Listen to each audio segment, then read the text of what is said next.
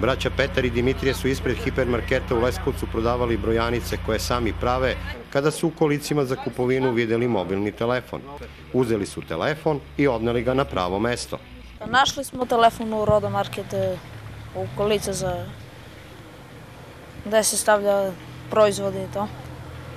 Samo smo uzeli telefon i odneli smo obezbeđenje u Rodi. Vidjeli smo telefon, pa eto, dali smo. Nije lepo da uzmem. Petar i Dimitrije imaju još 4 brata i svoj džeparac moraju da zarade.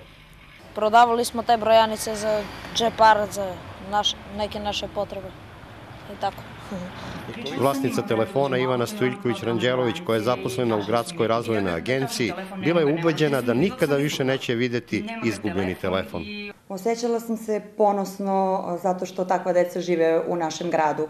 Materijalne stvari su prolaznog karaktera, ali poruku koju su ta deca poslala to je nešto divno, a poruka je da vrednosti koje nosite u sebi su stvari najvažnije, to poštenje, ophođenje prema drugima i možda vaspitanje iz porodice. To je jedna divna poruka. Sa namerom da im pomognem, ja sam kontaktirala PR-a gradonačelnika Leskovca i ono što je jako dobro, dobila sam pozitivan odgovor.